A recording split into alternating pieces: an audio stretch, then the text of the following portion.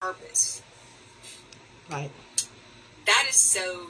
I was just telling my husband that today. It's just some things that I even want to talk with you privately once the live is over. Because Ngozi, he threw some gems at me yesterday, and then today, from Sunday, and then this morning, just a lot of epiphanies coming. And I told my husband, I have to move in my purpose like right now. So that's this. I think that's why I'm just so excited, because confirmation is actually taking place as we speak. So, look, I feel like crying. I told you, you bring it out. Wow. Look, Mama, I'm ready. I'm ready to suck up the tears. Like, hands are gonna bring it out. Wow. So honored. So honored. I'm humble. Okay, so you are humble, and that's the beauty of it. And just from us speaking in the past few months, you're such a giving person, a giving spirit. Even like I told you, with a friend of mine that showed me StreamYard, it was you that put that bug. You planted it, and now my cousin uses it, and I felt like, oh well, let me teach you, because my fellow host taught me. And he's like, I already know how to do. I said, oh, okay.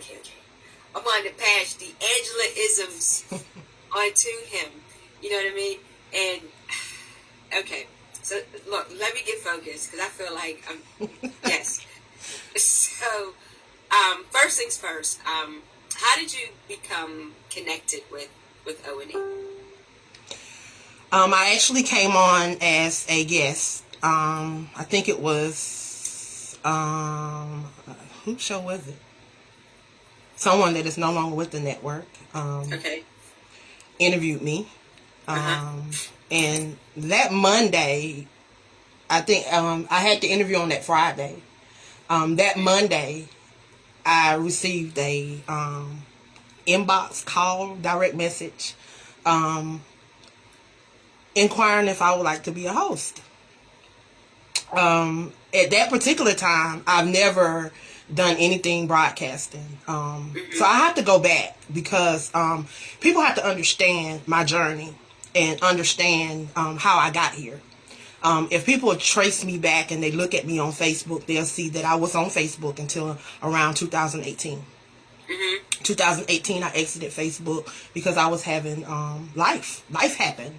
Right. I was hospitalized for 21 days. I was in the midst of doing a collaboration project. It was a suicide awareness devotional. Me and 30 individuals was working on this devotional. Well, I got hospitalized, and during that hospitalization, my name got dragged through the mud. I got called everything but the child of God. It was just horrible.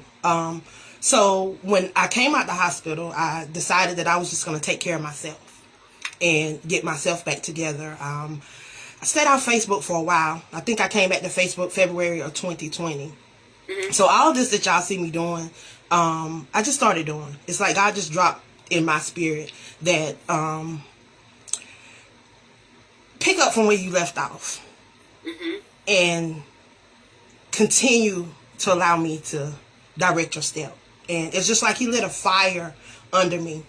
And talking to some of my spiritual my spiritual moms and pops and mentors, they lit a fire under me, and I just can't go back. It was just like something just down in me just caught a fire, and I just couldn't go back. Well, Brother O gave me the opportunity, as well as another network. Well, I'm still here on O&E. But that's how I got started. Never done anything as far as broadcasting. I think I played around with a couple podcasts for a little while. Most of them was pre-recorded. We pre-recorded them and just aired them back. Things like that. But never had an opportunity to be live and have guests on and share. So this is a new adventure for me. I've enjoyed it. It has given me an opportunity to really share my voice and to share my perspective on the things that I believe and the things that that I want to see happen in my life. So that's how I got connected to O&E. Definitely honored to be a part of the network. So that's how I got here. So, walking in your purpose, the title itself of the show, it speaks volumes. We're definitely now in a season of understanding what our purpose is.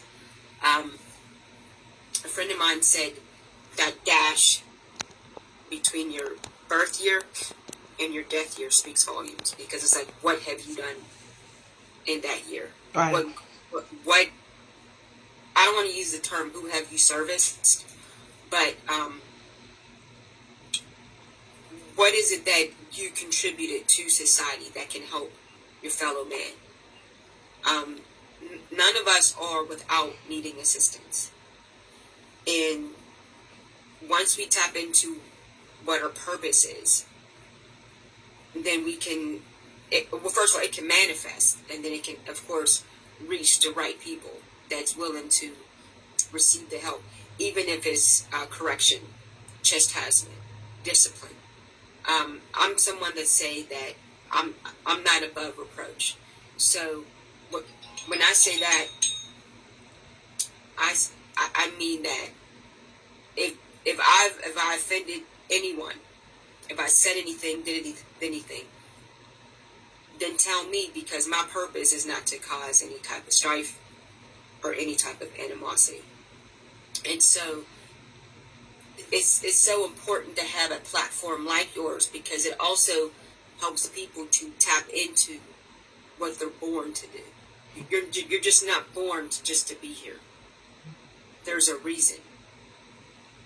And that's why I really enjoy your platform so much, because I see you posting and advertising and giving people you're giving people a platform to share the story. Even your show last week, you're sharing the story, especially with this month being Domestic Abuse Awareness Month.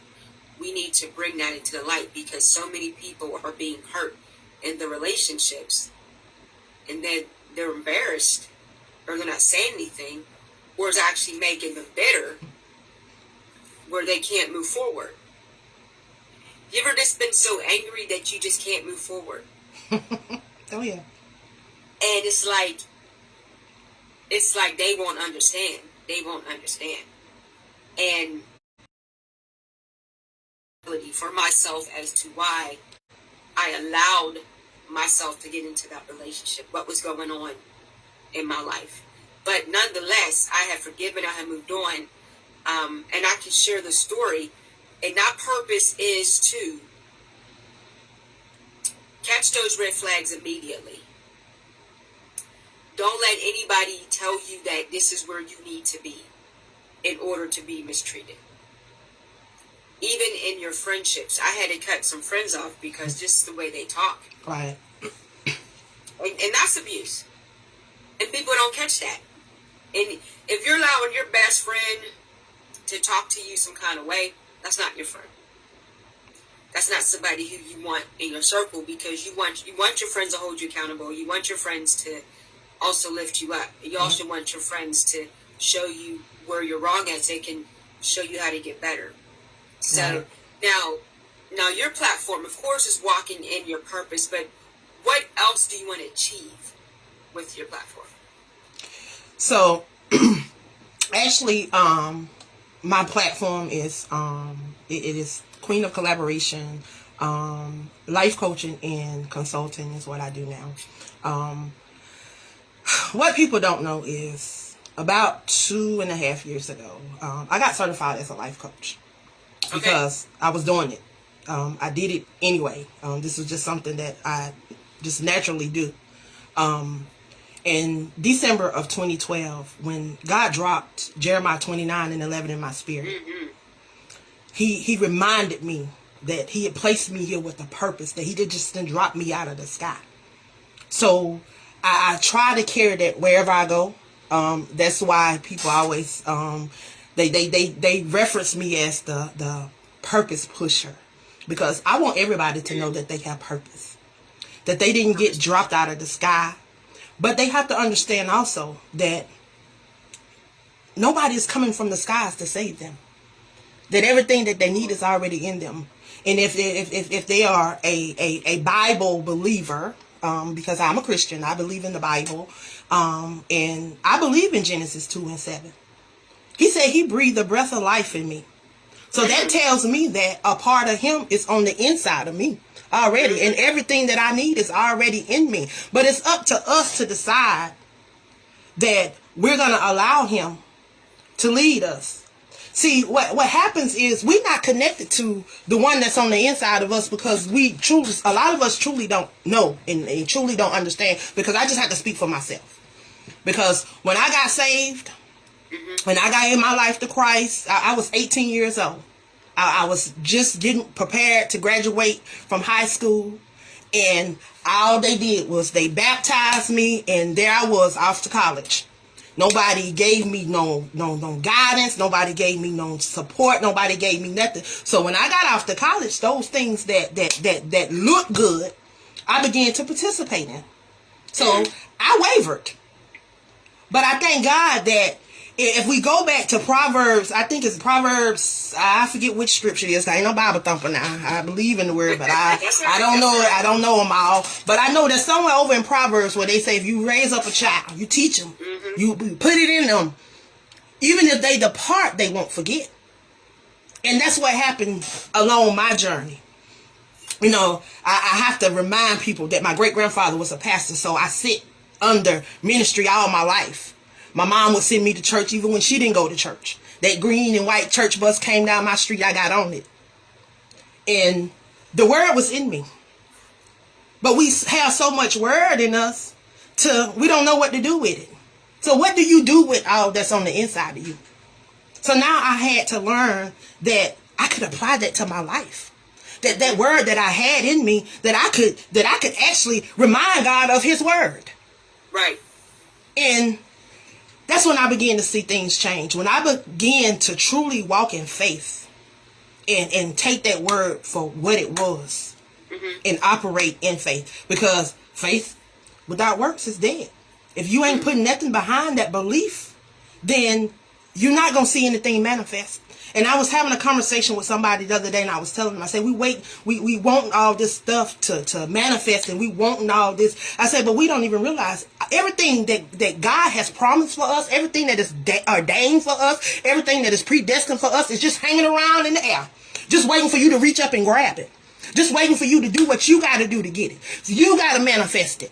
But if you ain't connected to the Creator, how can you manifest something? See, people think. How do you get them to? So how do you get them to really tap in? You got to tap into you. You got to understand who you are, who you belong to, and what drives you. So what drives me is letting other people know that they have purpose, and letting authors, because I'm an author, and all of this started because of me working with kids. And my baby's not being able to go in the libraries and in the bookstores and find books that they can relate to. Right. The other kids could go in there and pick up books and read them, and they would read them and could tell me what they read. But my brown babies, they couldn't tell me nothing that they was reading. I would ask them who was on the front cover, who was one of the characters. They couldn't tell me none of that. So I knew then that there was a problem with our brown kids. So I started sitting and asking them questions, and they began to tell me. So that's how AALAC birthed in 2016 in Anderson, South Carolina. I was running a summer program with 30 kids from all different backgrounds. The testimonies that came in from that program, those parents appreciated the things that we did, because it was Bible based. And I told them before they came in, if they don't want to pray, they don't want to do scripture, then I don't think they could be a part of this program. But all the parents were open to it. Some of the kids, some of them babies didn't even know how to pray, but when they left there, they knew how to pray. And I just wanted to pour into those kids. So what happened was, I came to Facebook, and I put a plea out for brown authors. In doing that, I was able to connect with a lot of different people, because what I was wanting them to do, when them babies told me they wanted to be chefs, they wanted to be doctors, they wanted to be lawyers, they wanted to be baseball players, whatever they told me they wanted to be, I can guarantee you I brought somebody to that program that did exactly what they said they wanted to do. One guy came, he drove from Atlanta. He worked for the Fulton County court system. He was the person that decided if you was going home that day or if you was going to be locked up. So he came and he poured into the kids, and we were waiting for him. This is a side note, but we was waiting for him to show up, and the kids were looking out the window, and every car was pulling up. They was like, one of the kids was like, "That look like Mr. Corey right there. That's Mr. Corey." Never met this man. They never met this man, but they was like, "That's Mr. Corey right there. That's Mr. Corey." Right there. I said, "No, that's not Mr. Corey." So when Mr. Corey finally pulled up, he pulls up in this Mercedes. The kids want to go. Every last one of those kids wanted to sit under the wheel. Before that man left there, after he did his presentation and spent time with those kids, every last one of those kids got to sit under the wheel of that car and take a picture, because that's what they wanted to do. And that's what we do. If them babies say they want to do something, it's up to me, because they are our future generation. They are the ones that are going to be taking care of us when we get old. So if we're not putting nothing in these babies, we're going to continue to have the cycle that's going on right now. Because hurt people hurt. And when these babies don't know, I'm just... See, we might be all over the place today, because it's just a lot of stuff. Like, this is Domestic Violence and Awareness Month. And, of course, I'm a domestic violence survivor. And in the midst of doing that program, I was in recovery from being shot, you could say. I had been shot point blank range with a shotgun.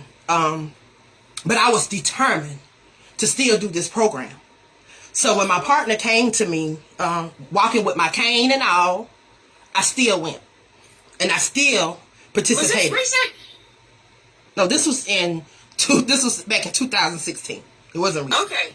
Yeah. No. No. We gotta rewind this. We gonna talk about this. No. This wasn't recent. No. Okay. That's not my space right now. That'll never be my space again. See, I know my value. I know who I am. I know my worth now. That was a dark place in my life. And see, nobody's never really truly heard that story. One day they're going to hear that story truly. Because somebody's going to be delivered. Because it's an amazing story. But I share bits and pieces because I want people to see where I've been. And how God can deliver you out of wherever you are. Honey? He can deliver you out of wherever you are. People thinking they got to be a certain way to do this and a certain way to do this and to come out of this and to come out of that. But God will deliver you wherever you are. I'm telling you, when I came back in 2020 to Facebook, he said, I reset you right here. You ain't got to start over. He said, reset here and start here. Reset.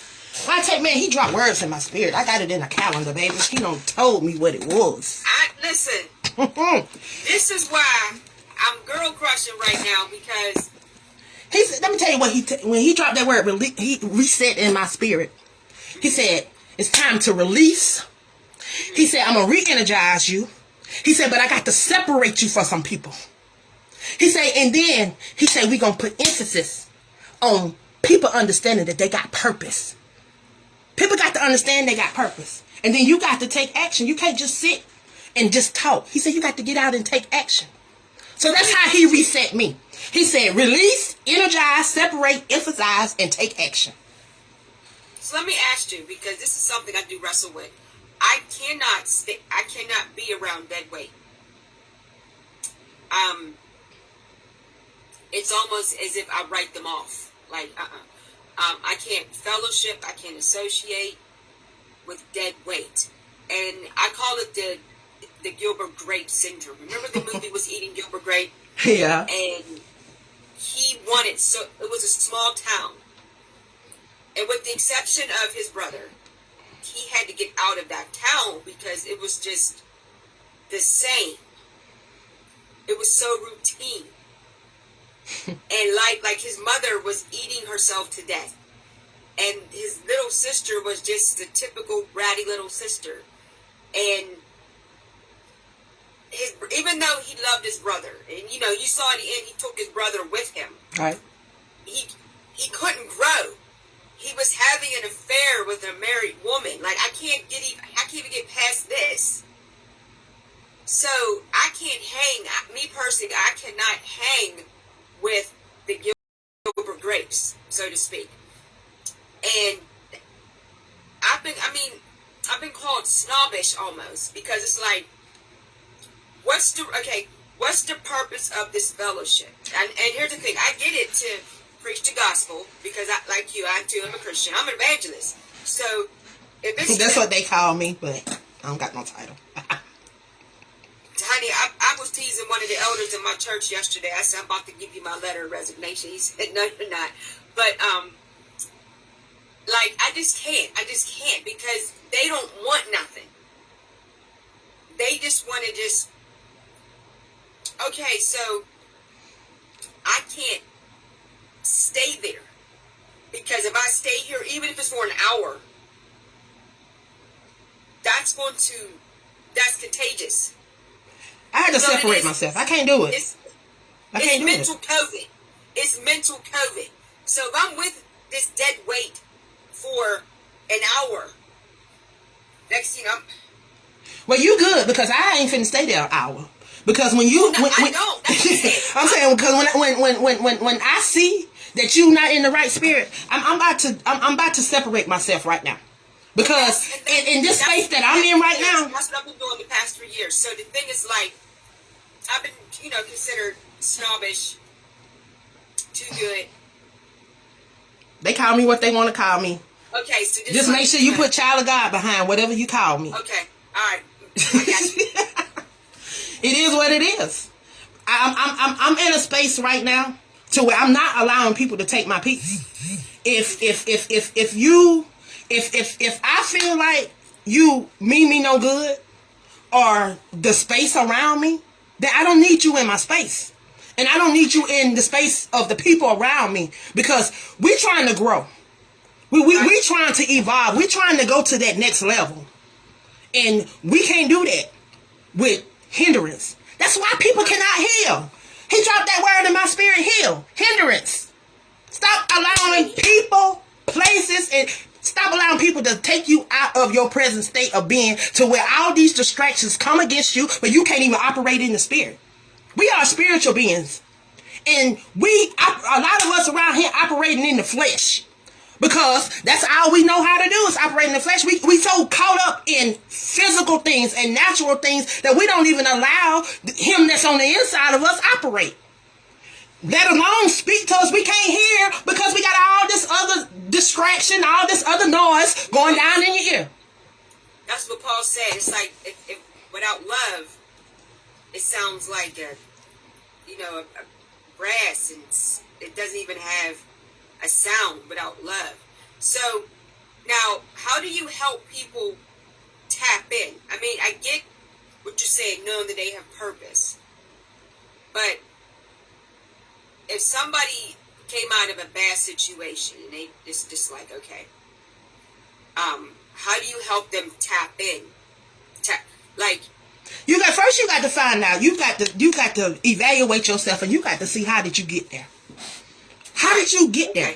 That was me. I'm just going to talk about me. I can't talk about nobody else right now, but I'm going to talk about me. So what I had to do is I had to go back and I had to look over my life, and I had to evaluate, how did I allow myself to get where I was? How did I allow myself to get in that dark place? How did I get there? So then as I went back over my life, it came from childhood. Okay. It came from me really not grieving the loss of my mom. 12 days after my 16th birthday, I lost my mom. But because everybody told us that we got to be strong, we got to be this, we got to be that, all I knew was I had to be strong. I didn't realize that my mama was never going to be here with me no more. I'm just thinking that my mom was going to be at the hospital, that that's just my thing. That was just my train of thought and my thinking right then. I had conceptualized, I had got used to my mom being in the hospital. And because I was there with her every day. And I thank God for D. Davis, my basketball coach. This lady, I didn't know nothing about basketball. She put me on the basketball team, but she was there for me when my mom got sick. Okay. And this lady would drive her own personal cars to the basketball games so that I could be at the hospital. She could drive me to the hospital after the game so that I could stay with my mom.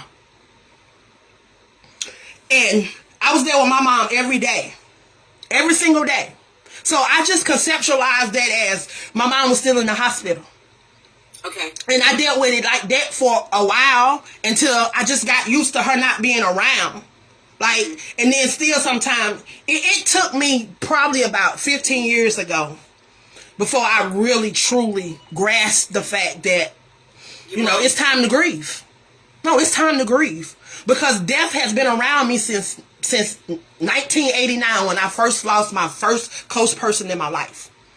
Every year after that, every single year after that, I've lost somebody in my family. In 2017, I lost 6 family members in the month of May. 3 of them to suicide. And I yet press. People say, Angela, how do you keep going on and doing these things? Because I didn't know what depression was. You didn't take the time to properly grieve and to heal. That's how I got in the dark place that I was at, because I didn't. I didn't know what it was like to. I didn't know what was healing. Nobody told me what healing was. Nobody told me none of this stuff. So when you're going through these things and you don't know, because I've never experienced a lot of the stuff that I'm going through at this time. You know, I'm a teenager, and nobody is telling me. Nobody is guiding me. Nobody is showing me. There was plenty of nights I cried myself to sleep. There was plenty of suicide attempts. Yeah, I lost count after 20. No, I can relate. And that's just the truth, and I'm just telling people, I lost count after 20. I kept up with them until 20, and after 20, I lost count. There was so many. But there were so many nights. So many nights I cried myself to sleep because there I was upset with God. I was upset with my mom. I was upset with everybody in my family. I just felt like the world had done me completely wrong. Like there was nobody here for me. But I didn't realize what was on the inside of me. So that's what I tell people. Find out where how did you get here? How did you get to that dark place? Because I'm telling you, when I went through domestic violence. Be accountable. I use the word accountability. Like you, my mother died. I was 22. I knew at the age of 14, I had a dream. I shared it on Genesis show yesterday, that I had a dream I was 14 that she was going to die. It was a crazy dream. I woke up. It was a summer. As soon as I woke up, I said to myself, my mom is dead. This is my life. And so I realized it was the summer. I called her at work, and I told her about the dream, and she chuckled. But 5 years later, she was diagnosed with breast cancer. I knew at that minute, that's how she's going to go. And she suffered for 3 years. Her anniversary, 23 years, was last week. Because, like you, I didn't get the proper healing. I was taught to be strong. And my mother was a minister, so I knew where she was. It was, okay, time to move on. No one sat me down to first my aunt died September 30th, and then my mom died 3 weeks later. Nobody discussed grief counseling or nurturing. Okay, and what did I do? Now, my father worked 16 hours a day, so he was working longer hours because he took time off from work those last 3 weeks. So now he's back working. My brother was being extremely wayward. He was 17, doing the most. Nobody needed me. I was used to taking care of my mom. I didn't have anybody. And then I was going through a breakup. You know how it is, young love. You know, you think you date for 3 weeks, and it's just like, you know, this is what it is. We dated for about 2.5 months, and we broke up. Nobody needed me. So I leaned on a friend who was plotting. That's why I said be careful who your friends are. I leaned on a friend who was plotting. This friend always liked me. He never disrespected our friendship. And then we merged and got married. As soon as we got married, that's when all hell broke loose. For 7 years. 7 years of hell. Suicide, suicide was the option because, the church tell you don't get divorced. I was a young mother because he had children. I gave him a child. And it was, like you said, complete darkness. So I had to really tap in to my purpose. And it was when I just started to see stuff. Like, this is not normal. And he was a preacher. So he would use the scriptures to manipulate. So by the time he was done, I felt like I'm on my way to hell. I might as well just go ahead and pack my bags. But then, I started really reading the Bible for myself, understand what the scripture was, right, gleaning off the teaching my mother gave me. Right. I wasn't even allowed to mourn. I had to mourn in private. So, like, anniversary dates, Mother's Day, birthday, I had to mourn in private. But it was until, like in 2012, I think we're twins. We are mirroring each other. 2012, when I just heard God say, focus on your writing. And just, because this is what you're born to. You're born to write. I write fiction, I write creative authors, but focus on your writing. And then study business. And then the more I studied it, the more I was able to tell people how to get your business started, how to hustle, how to brand. Because, and again, it's not about not working for somebody, but it's about knowing your value and what your worth is. Oh. You know what I mean? And once you tap in to your purpose, and that's what I was telling my husband this morning. And not only that, it's about leaving a legacy and leaving a blueprint so that people know who you were and people know what you did. And not only that, you can pave the way for somebody else. And that's what it's all about. See, people don't got this life thing confused because they get so caught up in all of the physical stuff and all the monetary things and all the material things till they lose focus on really what we're here for. What it's for. We're here to be disciples. We're here to share the word. We're here to help make this world a better place. And if we would do that, this world would be a better place. Now, but we so everybody want to be in competition. Everybody want to one up somebody. Nobody wants to pour into somebody. And I made a post today. I had been asking people for months. I had been asking this person for a long time. And they told me that they were going to charge me $250 to show me how to do line journals. So to that person, know that God downloaded it in my spirit this weekend, and I did 9. Oh, wait, hold up. And I did 9 this weekend, so they're all up now. Okay, because look. We live, honey. Look. Is that it? Similar, yeah, they similar to that. And they around here charging $250 to show you how to do it. When you can, it don't take that long. Immediately, when he downloaded that in my spirit and I done it, I immediately called somebody that I knew that wanted to do it, and I showed them how to do it immediately. Listen, if you need any help. I told these people, y'all, they got to stop this. We are never going to heal as a community if we don't stop allowing hindrance, ego, and attitude to overtake love. And that's what's happening. All that is overtaking love. And if you do what you're supposed to do, you can heal. Stop allowing people to be in your ear. Those people that's in marriages, in relationships, stop allowing people in your relationships and in your marriages and in your home. And these are the main people who ain't got no relationship, ain't got no marriage. Are the ones that theirs no went to hell in a basket, and now they want to tell you how to do something. No, don't. It's time for healing. It's time for healing. It's time for people to know that they have purpose. It's time for them not only to know that they have purpose, because this is what happens. We figure out we have purpose, but then we don't do anything about it. We waiting for something to drop out the sky. We waiting for a savior to come. We waiting for somebody to do it for us. But it's not going to happen. So when you realize that you have purpose, you got to tap into those things. So I tell people, what drives you? What thing when you were young that allowed you to be creative and that gave you some kind of drive that made you happy, that gave you joy? So would you say tap into your childhood? When you was free. Before, when you was free. When you didn't have cares in the world. When you didn't have all this stuff. So definitely you have to tap into your childhood.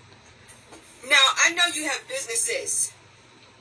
So the person that wanted to charge you so much money, is that their business? Because there's a business and showing someone how to do so. Okay, I'm gonna teach a class. It's how much the class costs for you to teach that. Was that what the person was trying to do? Or were they just trying to get some money?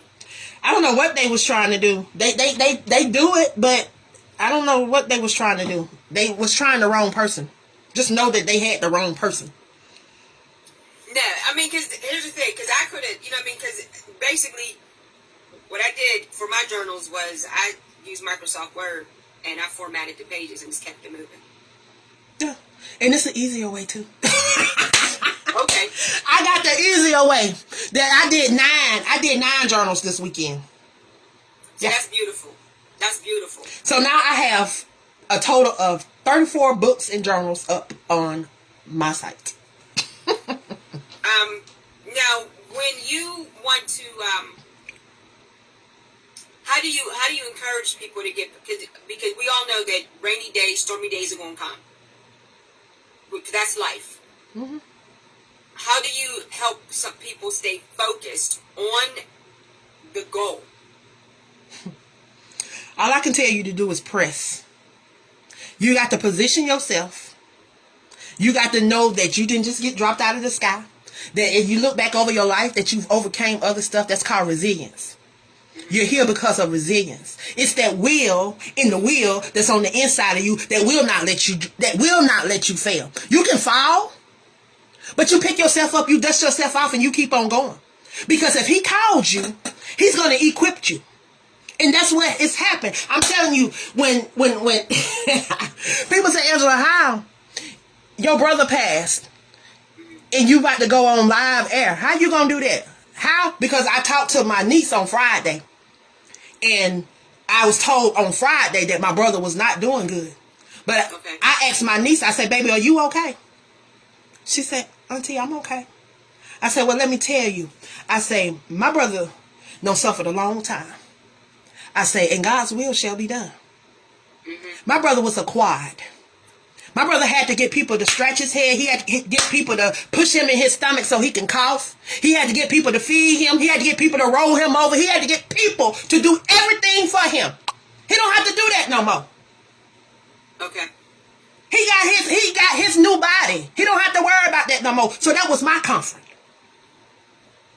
And I lost my dad the day before Mother's Day in 2019.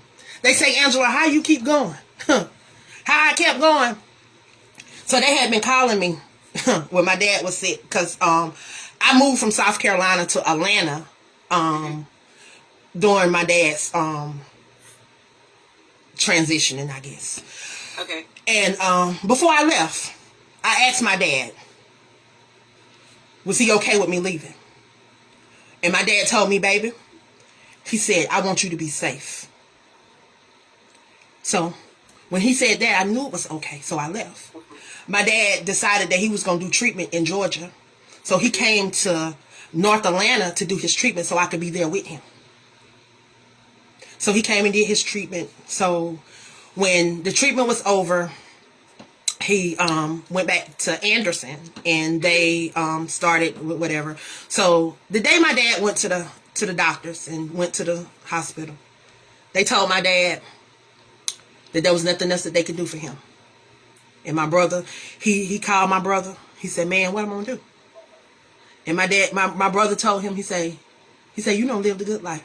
He said, have you done most of the things that you wanted to do?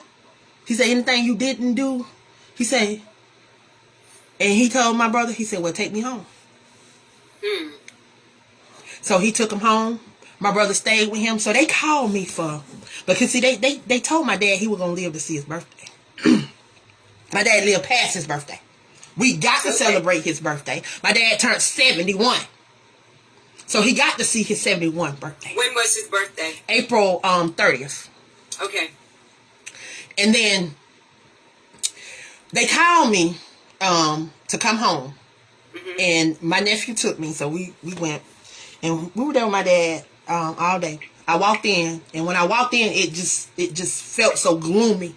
And it just felt like they had already buried my dad. And my dad hadn't even gone yet.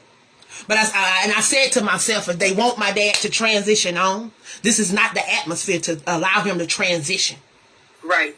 I said, you got to, So I went in this room and I just sit down beside his bed and I put gospel music on. And my dad squares my hand. And I sit there with him for a while. And my dad fell off to sleep. He went to sleep and he was snoring loudly. The people in the next room, my aunt was like, he's sleeping good. He had no sleep like that in a long time. So my dad slept. I played music. And I could tell he had woke up. So I come back in there and I sit down with him. And we was just in there talking. And I was doing all the talking because he wasn't talking. But I was doing all the talking. And right before I got ready to leave, my nephew called me. And he was like, Auntie, he said, you ready to go? I was like, well, I'm ready. So I sit there and I talk to my dad for a little while. I say, it's okay. I say, we love you. I say, in God's will. I said, it's okay. A tear rolled from my dad's eye. And it rolled all the way down. And he turned like he was trying to look at me.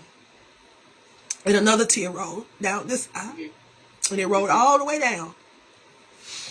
My nephew pulled up. And I went and got in the car.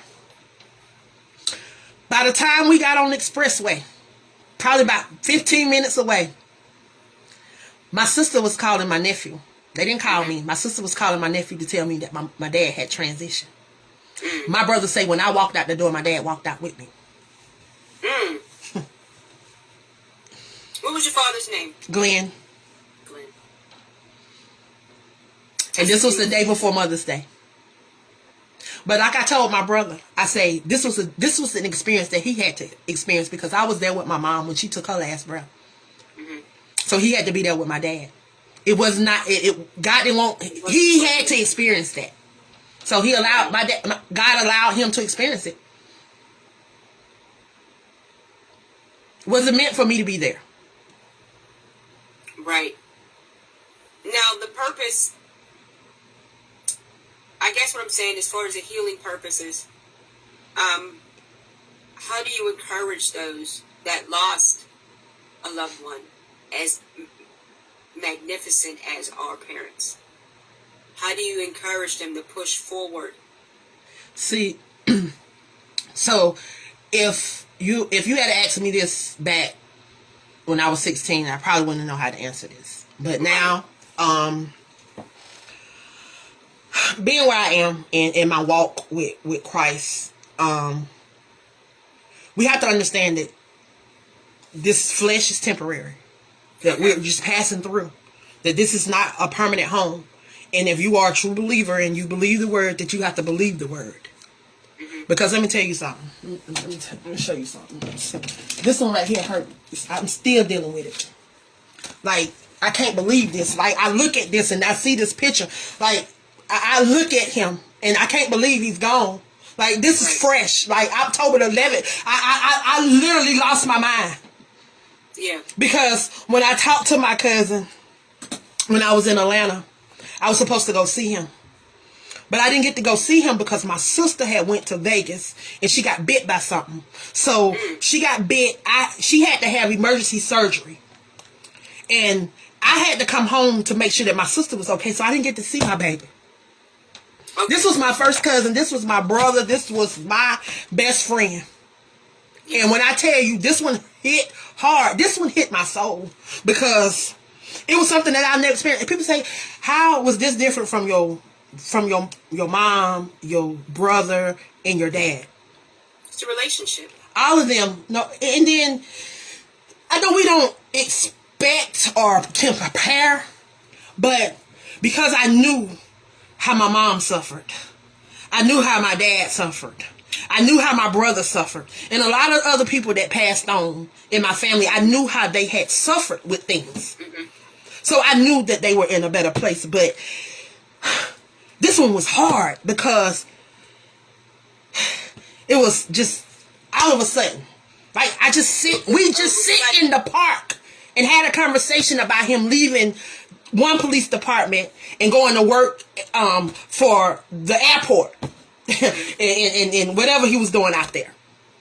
But we were just having a conversation. One of our many park visits that we have. Like, going to the park is never going to be the same for me. Going to Atlanta is never going to be the same for me. Well, do you think it's supposed to be the same now? It is never going to be the same. I know it's not going to be the same. Like, just literally, like, this morning I was just saying, like, I chuckle about it from time to time, but sometimes it's hit me. Like, I was just like, man, I can't believe you gone. How did you leave me like this? And that's what I was saying to my cousin this morning. What you're feeling is beyond natural because you guys were like this. But God dropped a poem in my spirits. Pain to purpose. He dropped that word pain and broke it down. The P, the A, the I, N. So the P was push. Because we got to learn how to push past things. We got to learn how to push past the flesh and remember that this is temporary. That's what he dropped in my spirit. You got to push past this. And I had to hold on tight to those memories. He's your angel now. That's what he told me. He said, he's your angel now. Okay. He's your angel now. He can guide you. Yeah. And he released my brother. So now my brother can rest. Because my cousin is now my illuminating light. That's the I. He's my illuminating light. I cried. I got angry. Then I had to ask God to forgive me. And I had to ask my cousin to forgive me. So that I could release him so that he could go on and rest. And guide me and lead me and carry on. Because I know his spirit never dies. His energy never dies. Because once energy is created, it never dies. Right. So I know that he's with me. I know that he's with me. It's just certain stuff. Like, I was sitting in here doing something. And I can just certain things that he used to say to us. Like, he would have said, Shawty, you doing too much. And I hear that sometimes. Shawty, you're doing too much. Yeah. Like, slow down, Shawty. Like, Shawty, calm down. You too hyper. Like, he used to get me all the time. He kept me calm. His non-bothered spirit. His calmness. Because I'm the one, I be ready to go. You say something out the way, I would have cut you in half. That was me. I'm the baby of the family. Right. So they always say I was the bully because I was the baby. But I don't know. He was one of the older. I can relate. He's one of the oldest cousins. Like, I think he is the oldest cousin out of the cousins. He's one of the oldest. I think he has a brother, but it's not like it's outside. But he's one of the older ones. I can relate. I have a cousin. Like I said, you and I are mirrors. I promise you. I have a cousin. We're second cousins, but we call each other first cousins. We're 2 months apart. For years, he's older. For years, he would joke, and that he's the older cousin, and I say, and he's a reverend. He will always joke and say, I'm the older cousin. I'm like, all right, older cousin, maybe you need to decrease so I can increase. Right. But we're so close. He's my daughter's godfather. We are so close that we are emotionally and mentally close that we call each other twins. We say I have a twin, referring to each other. I say that I'm more the Esau. He's the Jacob. You know what I mean? Because he's like you and like your cousin. He's calm. He's very relaxed. I'm his hype. Let's get it done. Let's get it moving. I'm ready to pop off. You say something wrong. Hold up. Say it again. Say it again. What? I was talking to him this morning. He lives in California. I think we don't go past 2 days without speaking because it's that cousin voice. And here's the thing, the beauty of this relationship. He's God's answer prayer. When I rededicated my life to the Lord, late 98, after my mom passed away, I said, I want a friend my age that knows the word, that we can talk to each other, whether we giving a testimony, one of us is going through something, we can pull on the word to help each other come out. Right. I don't think it's going to be in a girlfriend. I think it's going to be in a bestie. Little did I know, it'll be in my cousin. Right. I could talk to him about everything. There's no judgment. There's no like we don't even have secrets. I know everything. He knows everything. His wife get it. His wife is a beautiful spirit. She know when I'm on the phone with him. She like, uh-oh. You know what I mean? My husband get it. If my husband come home and he hears the male's voice, he already know who it is. In fact, he stepped in as the Godfather. And that's how me and my cousin used to be. Like, literally, people used to think, and I put this in the poem, people used to think that we were a couple or that we were siblings. That was the most misconceptualized thing that everywhere we used to go. Like, guys used to, like, he'd be like, that's my cousin, man. That's my cousin. They ain't my girl. That's my cousin. Like, listen, I told, one day he didn't call me back, I think for 2 days. He was that busy. And I said, good thing I ain't your woman, because I would have felt some kind of way. You know what I mean? Because little jokes that we share. Right. So the relationship that I'm going to say have, not had, that you have with your cousin, it fills me up. Because, like I said, I'm telling you and I are Mirror. I'm going to call you Mirror for now on. Because that's what I have with my cousin. I truly believe walking your purpose is a ministry.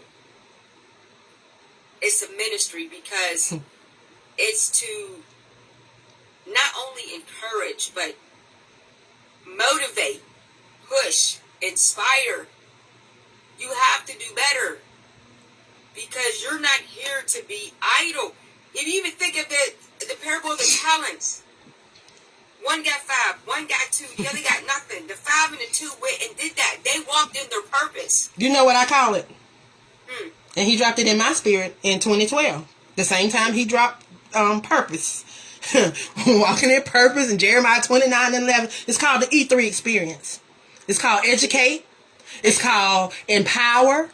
And it's called encourage others. That's what it's called. It's called the E3 experience. So when I started the youth program, that was something that I incorporated into the program. We operated through the E3 experience. We were there to encourage. We was there to first educate those babies. Then we were there to empower them. And how we empowered them was, like I say, we brought in those people to do those workshops and to pour into those babies. And then how we encouraged them. We encouraged them to wait until they became an adult to start doing these things now. So what we did, we provide opportunities for them. They set up little entrepreneurship things that they did. They did little events. They did little stuff that they could pour back into the community. So that's how you do it. You educate, you empower them, and then you encourage them to do what you taught them and empowered them to do. Beautiful. That lifts my spirit. So it's called the E3 experience. So I never shared, I wasn't sharing it the way I was supposed to. So God started dealing with me and he kept telling me to use the E3 experience. And I was like, well, people don't know what that is. He said, why? Because you didn't share it. You didn't share it. When I dropped it in your spirit in 2012, you didn't share it like I asked you to. So now are you sharing it? I've been sharing it. I can't stop sharing it. It's like every time I open my mouth. That's why I tell people, no, everything that I was supposed to do was about books. But when I started AALAC in 2016 and people used to sign up to be a part of my projects and a part of my events, I always used to tell them it's more than books. Didn't know why I was telling people this. But I remember people speaking into my life and people telling me that I'm going to minister and I'm going to do this and I'm going to do that. And I'm like, I'm not preaching. I'm not standing in no pulpit. I'm not doing none of that. But you ain't got to do that. But let me tell you what he say. He said, okay. He said, you ain't got to do it the way I want you to do it. He said, but you going to do it. Yeah, you going to do it. If you think that's the mindset that we have when we don't know. Yeah, when we don't know, that's the mindset that we have, that we think that, oh, for us to minister, for us to be able to be a disciple, that we got to be in a pulpit, or we got to be, but you the church, baby. You the church. So every time you open up your mouth, you should be sharing his goodness. So I remember laying on my bed of affliction when I got shot point blank range with a shotgun, and the doctors told me that I wouldn't walk again, and I heard them over there talking to my dad. It was like I was having an out-of-body experience. Like, I could hear them. It's like they just didn't think I was over here. They just over there just having a conversation like I wasn't even over here existing. So I said, okay. So he was over there talking to my dad, and I was just wiggling my toes. I was like, well, I can feel my toes.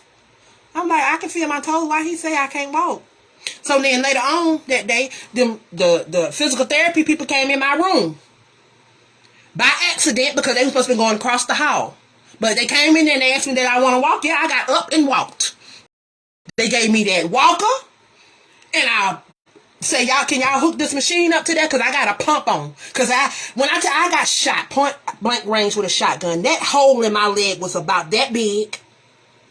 And it was you could stick this much of your hand. When my cousin used to come and pack it, I used to see her hand disappear. Down in my, yeah. That's how big it was. Man, I'm not afraid to show. I can show you. It's not, ain't no secret. I don't care. This is what it looks like. Oh my. Oh my. So, going through all that, and they telling me that I ain't supposed, I wasn't going to walk, I wasn't going to do this, I wasn't going to do that, I wasn't going to do this. Let me tell you, the God that I serve, I walked out of that hospital 3 days later. I never went to physical therapy. I never went to occupational therapy. I never went through that. I walked with a cane for probably maybe 2 or 3 months. And my doctor told me, he said, put that thing down. You walking. He said, put it down. He's a family friend. So he said, you're not finna do that. He said, put that thing down. And I put it down that day. And I ain't picked it back up since. Because it was doing nothing but enabling me. It was doing nothing but enabling me. And that's what's happening with people. We are enabling people. And we are allowing people to everything. I was an enabler. Thinking that I could change somebody. Thinking that I could do something. Thinking that I had the power to do anything. But I don't have no power. The only power that I have is the power that worketh in me. And if I'm not connected to the source, I have no power. I'm powerless. Connected to the source. That's the key phrase. You have to connect. Because if you're not connected, it's like electricity. You got to plug it in. Yeah. You can go, if your phone on low, 5%, if you don't put it in, you guess what? What's going to happen? It's going to go dead. It's going to die. And you drive around all day, you don't put no gas in your car, guess what? You're going to run out. Because it ain't going to run on no fumes. And that's what I tell people. So, you pull up to the ATM, you want to get money out. If you ain't putting nothing in there all month, you know what it's going to say, insufficient fund.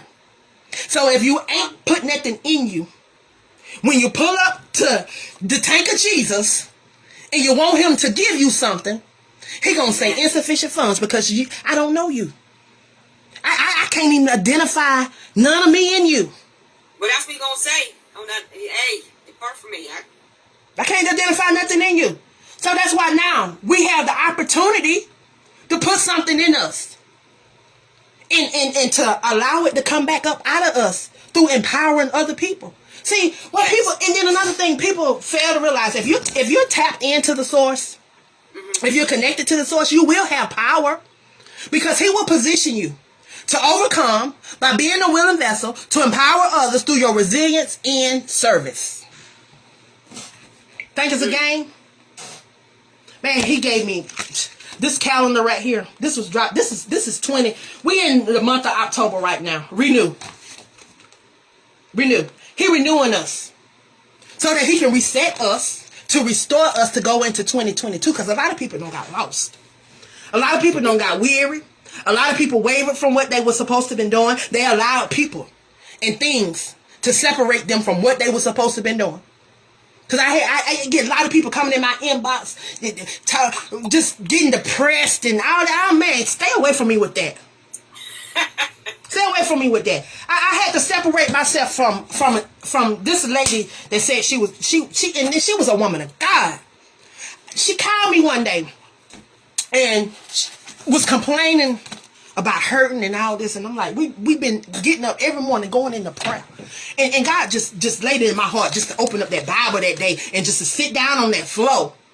And I told her, I said, let me tell you something. I said, you've been on this journey longer than me, and I thought you was far long, but I'm not here to judge. I said, but I'm gonna tell you, like my friend told me that come on this conference the other day. She said she was in a crack house. She said she got saved in a crack house, but she said she ain't gonna tell you that she didn't get saved that day and she went back to smoke crack the next day. But she said she got saved in the crack house. She don't smoke crack no more. She said he delivered her. But she said, God, I need you. And she just said she just kept calling out to him. She said, you said that if I seek you, I'll find you. She said, if I knock, you gonna open the door. So I told her, I said, you go over. I said, it's over there in Isaiah somewhere. I said, I don't know where it's at. I said, but it say by his stripes, you're healed. I said, if you don't believe it, I said, I'm going to ask him for you. I said, God, I said, my friend needs you. I said, she needs you. I said, she's in pain, she's hurting, I said, go by her house. Some people think you got to go to him this kind of way and this kind of way. You just got to just be able to humble yourself and acknowledge him. That's all he wants. He just wants acknowledgement. If you try to live right, all you got to do is repent and turn from them wicked ways. He'll meet you. He'll help pull you out. People got to understand, even though we was born with sight, some of us, most of us, we still blind to the spirit. It's until he remove the blinders in the veil so you can see. So you can walk. So you can see. So you can see past the natural. So you can tap into the third eye. And then you can hear in the inner ear. So it don't get clogged up in the hairs. But see, we don't want to humble ourselves. We don't want to repent. We want to hold grudges. We want to backbite. We want to walk around in lust. We want to walk around in envy. We want to walk around with strife. Let go. Heal so that you will stop hurting people. Because hurt people hurt. Like Ricardo always say, hurt people hurt. So now, let's heal so we can continue to heal people. God dropped in my spirit, heal the city in hills. And then he broke down those words. Like it's been 121 days of prayer. 5 a.m. prayer. Psalms 121, look to the hills from which my help comes. That's what the book was based on. 402 pages. 138 women from around the world shared affirmations in that book. He said, people got to learn how to speak over their life. That you got on the inside, all that. We sit in churches. We got all this word on the inside of us. Now it's time for you to speak some of that word over your life so that you can see it manifest. Everything that you need is already here. It's in the air. It's got to manifest. You got to do something for it to manifest. It ain't just going to drop out. I'm saying, if people just realize that they can really just see in the spirit. And just see all their blessings. Like I say, just reach up and grab them. But we can't reach up and grab them because we ain't operating up in that. We ain't operating in nothing. Angela, I want to thank you. I just want to thank you because not only did you give an empowerment message to the listeners, to the live stream, but even to me. Like I said, stay on here because I definitely want to talk to you about some things. When's your next show? For O&E? Yes. The 17th. I'm still working on my banners. Yeah, it's the 17th. My next show is the 17th. Of November. Yeah. Ooh, I can't even spell. Girl, you got my fingers.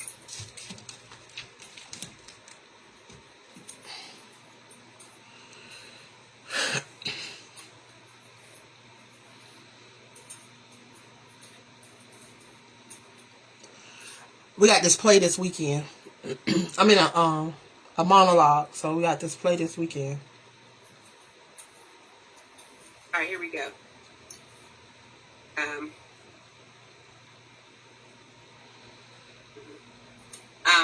Okay, so that is going to be your next show, November 17th. I'm looking forward to it. I can't wait. It's already in my calendar right now. Thank you so much for teaching us how to tap into your purpose, how to reach up and grab those blessings, how to walk in faith, how to tap in, understand who you are, and how to even set those boundaries. Don't deal with depressing spirits. Don't deal with none of that. And also embrace, celebrate life. That's it. And here's the thing. I just want to encourage you just to be encouraged with the death of your cousin. Because I can't imagine what that is, because I mentioned my cousin. But I just wanted to encourage you because he is your angel. He's watching the show right now. He's telling you, Shawty, you got this. And not only that, he has a 9-year-old daughter that we have to pour into. And we have to be there because he was in her life. Absolutely. He was in her life. I'm saying every other weekend. What's her name? Her name is Akela. Akela, I'm definitely going to keep her in my prayers. That she continues to be encouraged, because death of a parent is not easy. I don't care what age you are. So definitely we're going to keep her in our prayers. So thank you so much, Angela. And you guys tune in to O&E Sunday through Sunday, 9:30 Eastern PM, 516-453-9133. Press 1 to join the conversation. We have a variety of hosts, different hosts every day. So there is something for everyone to enjoy and to embrace. All right. Amen. Have a good day. Amen.